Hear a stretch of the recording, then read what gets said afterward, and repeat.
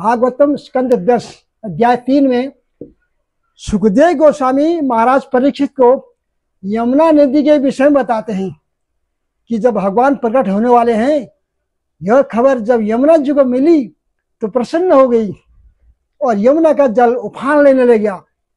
जबकि समुद्र का पानी उफान लेता है और नदी का पानी उफान नहीं लेता है।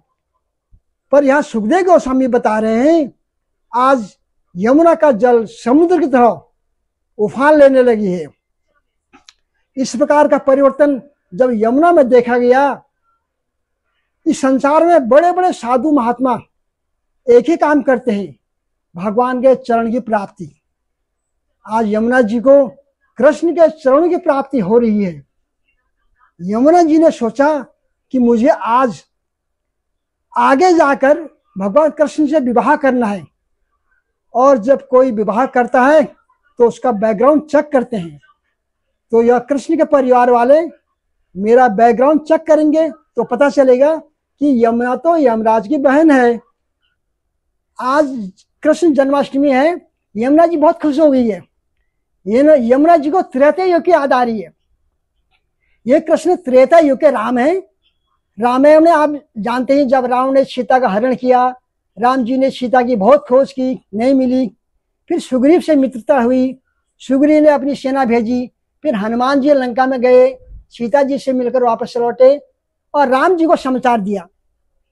राम जी पूरी सेना को समुद्र के तट पर ले गए और रामचंद्र जी ने कहा, यहाँ अपनी सेना को बोला उन्होंने कि हम सब यहाँ पर उपवास करेंगे, निर्जला, जैसे हम एकादशी में लेते हैं। लक्ष्मण जी को अच्छा नहीं लगा, बोले भैया उठाओ धनुष, रास्ता मांगो। रामचंद्र जी मर्यादा पुरुषोत्तम, लक्ष्मण खून खराबा ठीक नहीं है ऐसे बोले, वो शांति से बैठेंगे, उपवास करेंगे। लक्ष्मण जी खुश नहीं थी। रास्ता मांगने के लिए राम जी उपवास में बैठे हैं। रामायण में यह घटना है, श्लोक है, विनयन मानत जलधि जाओ, गए 3 दिन बीत, बोले राम सकोप तब, भय बिन होय न प्रीत। तो भगवान क्या करें, मैं तो प्रेम का मार्ग लेकर बैठा था, लेकिन आज मैं समझ गया भय के बिना प्रीत नहीं होती है। आज समाज ऐसा हो गया है कि डराए बिना प्रीत नहीं हो सकती है। राम जी ने लक्ष्मण को बोले, लक्ष्मण लाओ मेरा धनुष, तुम ठीक कह रहे थे, यह उपवास से नहीं मानने वाला।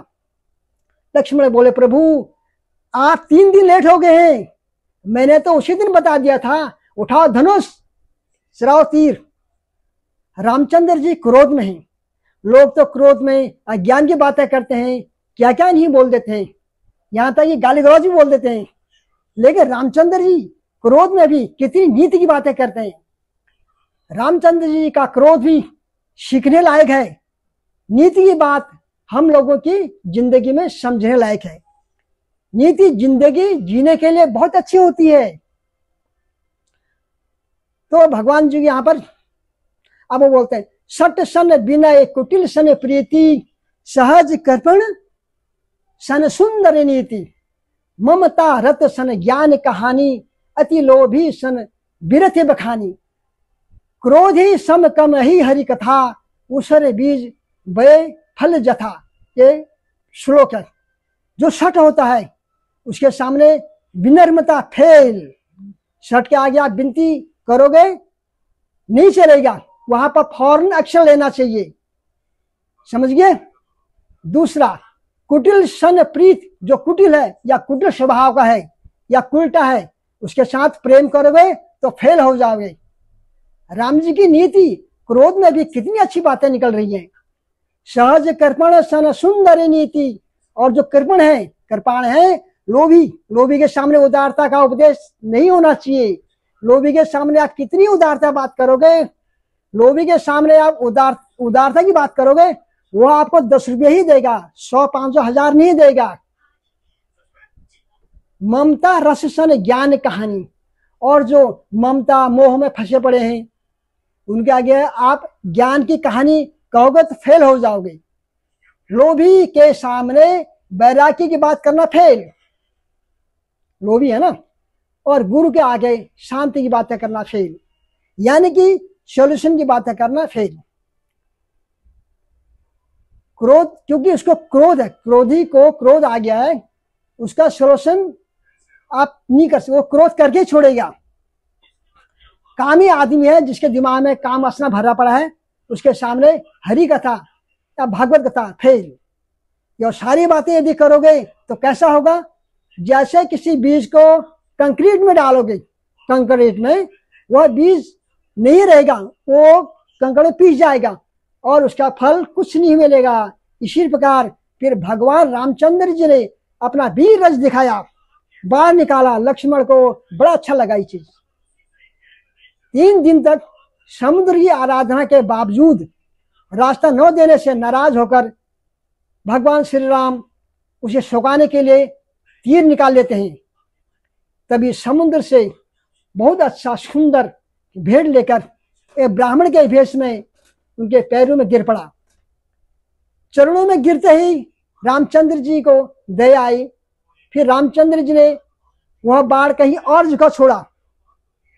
भगवान राम ने कहा, तुम्हें 3 दिन लेट कर दिया, पहले ही कर देते काम, हमें लंका पर जाना है, हमें रास्ता दो। समुद्र देवता ने कहा, प्रभु प्रकृति का नियम है, आपने ही बनाया है, आप कहोगे तो मैं नियम तोड़कर मार्ग दे दूं, पर अच्छा यह होगा कि तुम, आपकी सेना में नल नील 2 बानर हैं, बड़े बड़े पर्वत पत्थरों को उठा सकते हैं, मगाइए। उन पत्थरों में नल नील आपका नाम लिखेंगे, वो पत्थर डूबेंगे नहीं, तैरेंगे आपका प्रताप से।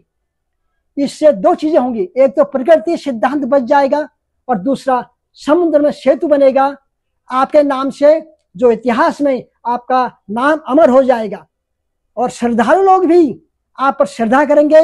समुद्र महाराज ने कहा, यह हमारी विनती है, कहो तो मैं मार्ग दे दूंगा, लेकिन अच्छा यही होगा सेतु बनाओ।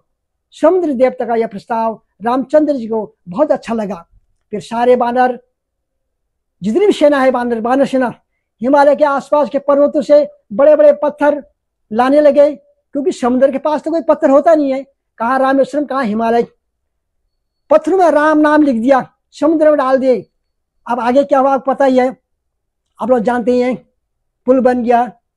अब यमुना जी नदी क्या सोच रही है, नदी का उद्गम पर्वत है, यानी पर्वत से नदी निकलती है तो समुद्र में गिरती है।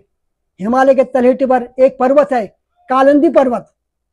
यमुना उत्तरी उसी नदी का उद्गम स्थान है, पर्वत माना जाता है। इसका मतलब हुआ कि नदी का मायका पर्वत, और नदी की शादी समुद्र से होती है, समुद्र नदी का ससुराल है।